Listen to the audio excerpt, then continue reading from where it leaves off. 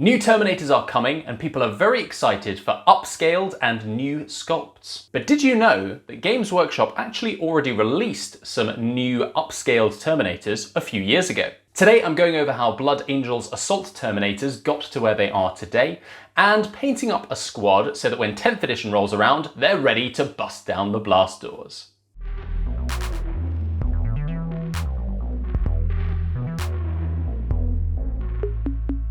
10th edition Warhammer 40,000 has made a point of putting Terminators front and centre. The assumption is that they'll be quite a large part of the new launch box that's coming with the release of 10th edition. If you've been on the channel for a little while, you'll know I'm quite a big fan of these tactical Dreadnought armour-clad dudes. In fact, I've even got the Space Hulk print, prominently featuring Blood Angel's Terminators, up on the wall of the hobby room.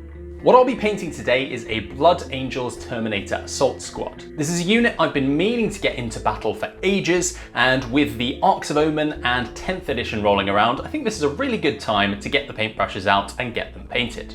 Unfortunately, in a classic Ollie move, while I was building the squad, I was tempted by building the Terminator Ancient, which actually means that I'm one model short for a full squad. We're going to need a substitute. Now, over the years, I've been accruing various Blood Angels and Terminator parts for my collection.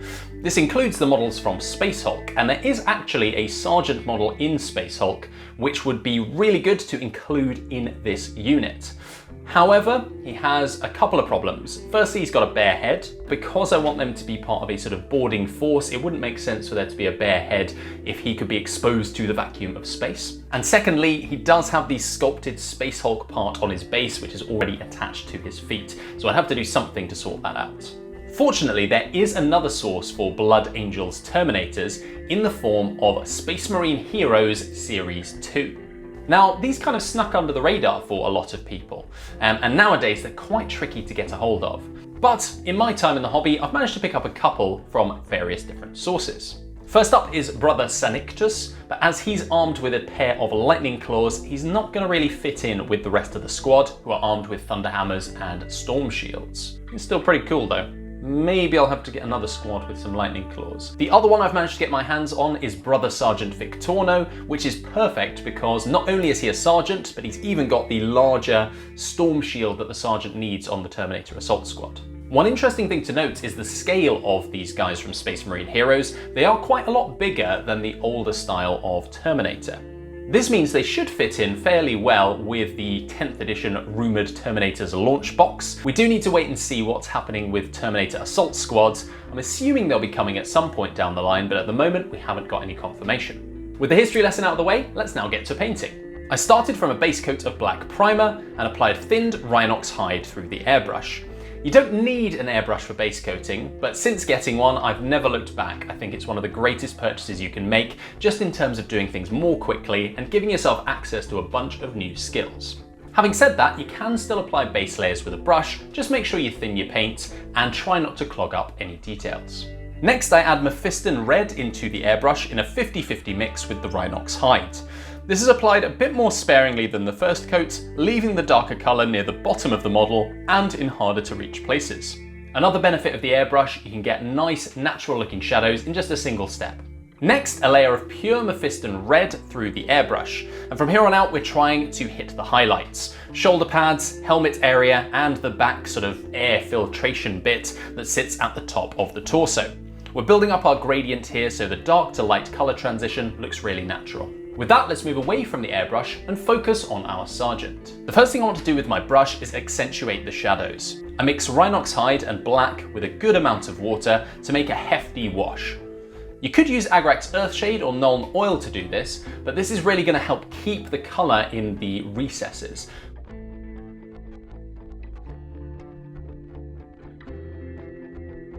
After this, I highlight up the armour using Vallejo Scarlet, hitting all the edges of the armour panels. I've had some Vallejo air paints for a little while now, but I recently took the plunge to switch over almost entirely to dropper bottles with the purchase of some Vallejo Game Colour paints. They come in a snazzy little carry case too. I still have yet to find substitutes for my beloved Rhinox hide and Mephiston Red, which is why I still use those for my base coats. If you do know anything I could use as a replacement, pop it in the comments down below. By the way, if you do want to pick up anything I mention in my videos, I have affiliate links in the description down below for Element Games. This lets you get stuff at a discounted price compared with Games Workshop, and even better, if you want to support the channel, it gives me a small kickback whenever you make a purchase at no additional cost to you. Let's get back to Brother Sergeant Victorno. I next painted up the scrolls and parchment that adorn his ancient armour, starting from a base coat of flat earth, no, not that one. Then I layered over with added dark sand in a 50-50 mix. Pure dark sand was next, followed by a small edge highlight with off-white added. Now I have gotten a lot neater over the years, but writing on scrolls has never been my forte. Fortunately, I came across something that made the process a lot easier: micro pens. Just be careful when you're typing that into Google. These are pens with incredibly fine tips, which allow you to write in teeny tiny writing onto the scrolls that adorn models like Space Marines. Even with this hack, you may still make mistakes, but that's okay. Just go back over with your parchment colours and let it dry, and then repeat again. Keep going until you're happy with the results. You can even do this for individual letters if you got 75% of it right and just want to adjust that first quarter. On his leg, I just about managed to write Sanguis, which would have been totally impossible for me with a brush. Now there's one thing that a Blood Angel loves, it's gold. I painted up all the gold trim across the model using the interestingly named Vallejo Brass. Am I mad, or does that look more like gold than brass? This was shaded with Reichland Flesh Shade and then highlighted with brass mixed with silver. Don't be afraid to make a mix every once in a while. While between different models or between different squads they might not exactly match, they should be similar enough to the point where no one's really going to comment on it on the tabletop. Gunmetal Grey was next for the back of the shield and any more functional metallic parts across the body. I also got the micro pen back out to pay homage to the homeworld of the Blood Angels on the front of this guy's shield. I next painted the front of the shield black and started layering up with greys, trying to be as careful as I could not to get the paint into the gaps between the panels on the front of the storm shield.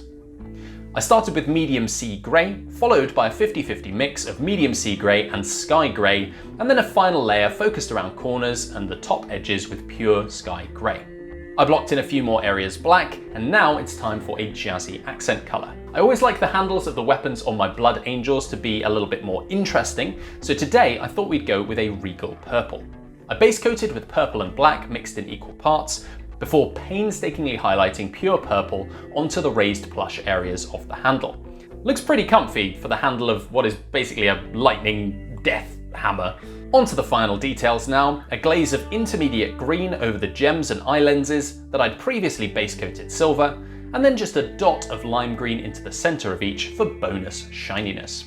Having already used the green for this, I took a blue colour for the lenses on his shoulder scanner, and a little screamer pink for the wax part of the purity seals. I then highlighted this by adding some white into the mix.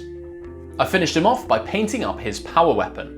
I layered up from a dark blue all the way up to white on the edges and some little crackling lightning effects. Let me know if you'd be interested in a full video on power weapons in the comments down below and anything else you want to see from the channel. And with that, Brother Sergeant Victorno is ready to bash some Genestealer skulls in the name of the Emperor. The rest of the squad are well on their way too, and standing next to the slightly taller Sergeant, they don't look completely out of place, which gives me hope for when the new Terminator sculpts inevitably come along in 10th edition. Let me know what you thought of this video in the comments down below. If you want to support my channel, the best way is just to keep watching my videos. We just recently hit 2,500 subscribers, which is amazing, so thank you all so much to anyone who has already subscribed, and if you're new here, welcome. Consider hitting that subscribe button, we do some cool hobby stuff here. If you're looking to pick up anything paints, models, or anything else, do hit up the Element Games affiliate links in that description down below. And until next time, my name has been Ollie, this has been my hobby, and I'll see you next time.